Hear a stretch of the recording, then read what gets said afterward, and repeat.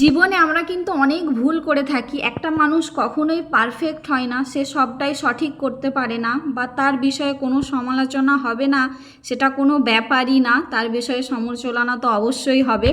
তো সেসব বাদ দিয়ে কথাই না কান দিয়ে ভিডিওটা শুরু করছি। আসসালামু আলাইকুম, সকলে কেমন আছেন?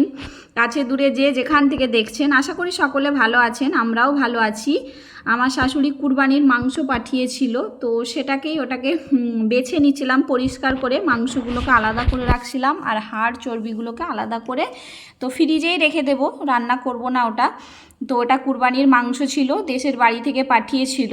আর এখানে এই যে সকালবেলায় আমি দেশি ডিম নিয়ে বসেছি, মানে দেশি ডিমটা একটা ডিব্বাই করে কুড়োর সাথে হচ্ছে যে আপনাদের ভাইয়ার একটা বন্ধু পাঠিয়েছে, ওদের বাড়ি থেকে অনেক দূর থেকে এই ডিমগুলো আসছে, মানে প্রায় আমাদের ওখান থেকে 1-1.5 ঘন্টা দূর, সেখান থেকে এই ডিমগুলো পাঠিয়েছে, মানে মুরগির ডিম, দেশি মুরগির ডিম। তো ভালো করে ডিবেই করে প্যাক করে পাঠিয়েছে যাতে না ফেটে যায়, তো সেই জন্য এই কুঁড়োগুলো দিয়েছে। তো আপনাদের ভাইয়া তো দেখে অনেক খুশি, যেহেতু দেশি মুরগির ডিম অনেক পছন্দ করে খেতে। তো সেগুলোকেই বার করে নিচ্ছিলাম। এই যে অনেকটা কুঁড়ো, তো এটা বলছিলাম যেটা পুকুরে ফেলে দিতে কাজে লেগে যাবে, কিছুটাই ফেলা যাবে না। তো অনেকগুলো ডিম আমি বার করে নিয়েছি, এগুলোকে সব ফ্রিজে রেখে দেবো, নাহলে খারাপ হয়ে যাবে যেহেতু গরমকাল। তো এখান থেকেই আপনাদের ভাইয়াকে সেদ্ধ করে দেব সকালে। তো আপনাদের ভাইয়া হচ্ছে যে সকাল সকাল জাল ফেলে মাছ ধরেছিল, মানে বলেছিলাম কতগুলো মাছ ধরো, আমাকে বাটা মাছ ভাজা খাবার ইচ্ছা হচ্ছে, তো সেই জন্য পুকুরে জাল ফেলেছিল। সেই তার থেকে এই যে ছোট্ট একটা কাতলা মাছ পড়েছে, আর এই যে কতগুলো বাটা মাছ পড়েছে।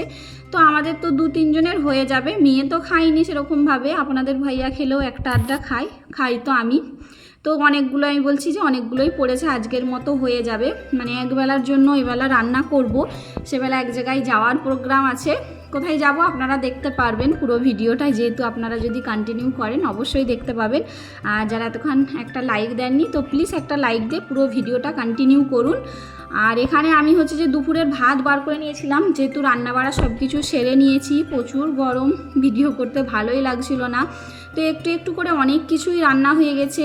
মাছ ভাজা করেছিলাম, বেগুন ভাজা, ডিমের পোচ করেছিলাম, আর ফুলকপির তরকারি করেছিলাম, আলু বেগুন ঘাটাপাটা দিয়ে স্টোরেজ মটরশুঁটি দিয়ে রান্না করেছিলাম। এখানে হচ্ছে যে আলু বেগুন শুটকির একটা তরকারি ছিল, এটা পাশের বাড়ির ভাবিদের দিয়ে গিয়েছিল, আর শাক ভাজা।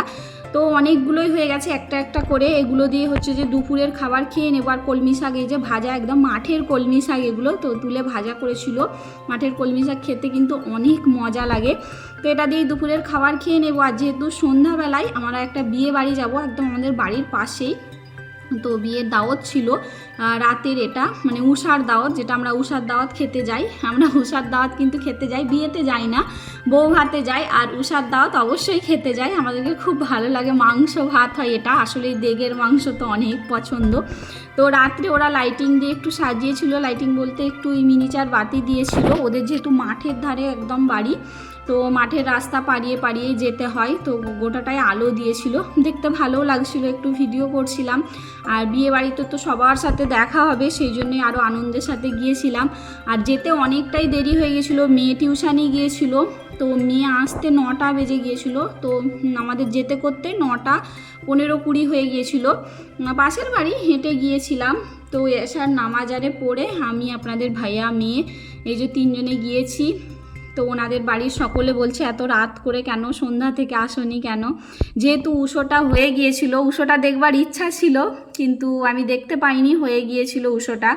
তো এত রাত হয়ে গিয়েছে, সবার সাথে একটু গল্প করে নিচ্ছিলাম, করতে করতে দেখলাম 9:30, 9:40 পার হয়ে গেছে। তো ভাবলাম খেয়ে নিই, সবাই খেতে বসে যাচ্ছিল, তো আমরাও খেতে বসে যাব। এটা হচ্ছে যে আমার দেওর সম্পর্কে হয়, ফুফুতো ভাই বলতে পারেন আপনাদের ভাইয়ার। তো আমার তো দেওর সম্পর্কে হয়, ওর বিয়ে, তো দাওয়াত পড়েছিল, আমরা সেই জন্যই গিয়েছিলাম সকলে। আমার ফুফ শাশুড়িরা, তারপরে সবাই ছিল, আমার অন্য ফুফ শাশুড়িরাও এসেছিল। তো সবার সাথেই দেখা হচ্ছিল, ভালোই লাগছিল। এই যে আপনাদের ভাইয়া বসে গিয়েছে, আমরাও বসে যাব। এই যে এখানে বর মশাই এসেছে, পানি দিচ্ছিল, আমি আবার রাগাচ্ছিলাম যে বর মশাই চলে এসেছে আমাদের সেবা করতে। তো এটা আরেকটা দেওর ওই যে খাবার দিচ্ছে সকলকে, গরম গরম একদম ধোঁয়া ওঠা ভাত দিয়ে দিয়েছে, তাতে এই যে মুগের ডাল রান্না করেছিল গাঢ় গাঢ় করে, আর একটা মিক্স সবজি করেছিল, মানে ডাঁটা পটল এইসব দিয়ে একটা মিক্স সবজি করেছিল, কুমড়ো। তো এই যে আমার প্লেটেও দিয়ে দিচ্ছে একদম গরম গরম খাবার, আর সাথে একদম যেটা একদম সবচেয়ে মজার খাবার, গরুর মাংস একদম লাল লাল ঝোল করে দেগের আলু দিয়ে রান্না করেছিল। এই দেওয়ারটাকে বললাম একটু হাই করে দিতে, হাই করে দিল। তো এটা দিয়েই রাতের খাবারটা খেয়ে নেব, একদম গরম গরম ধোঁয়া ওঠা মজাদার উষর রাতের খাবার, যেটা আমরা অনেক পছন্দ করি, সিম্পল খাবার, অনেক টেস্টি খাবার। যারা এতক্ষণ ভিডিওটা দেখছেন সকলকে অসংখ্য ধন্যবাদ। আর নতুন বন্ধু হয়ে থাকলে প্লিজ চ্যানেলটাকে সাবস্ক্রাইব করে আমার পাশে থেকে যেতে পারেন। আর পুরাতন বন্ধু যারা আগে থেকেই করে রেখেছেন সকলকে তো অসংখ্য ধন্যবাদ আমাদেরকে ভালোবাসা দেওয়ার জন্য, এভাবেই পাশে থাকার জন্য। সবাই ভালো থাকবেন, সবার জন্য দোয়া করবেন। আমি একদম নরম নরম মাংস দিয়ে খেয়ে নিচ্ছি, খুব গরমও ছিল। তো এই যে আপনাদের ভাইয়াও পাশে খাচ্ছিল, সাইডে মেয়ে খাচ্ছিল। তো সবাই ভালো থাকবেন, সবার জন্য দোয়া করবেন। অনেকটা কথা বলে ফেললাম, ভিডিও শেষ পর্যায়ে চলে এসেছি, আবার দেখা হবে অন্য কোনো ভিডিওয়। আল্লাহ হাফেজ।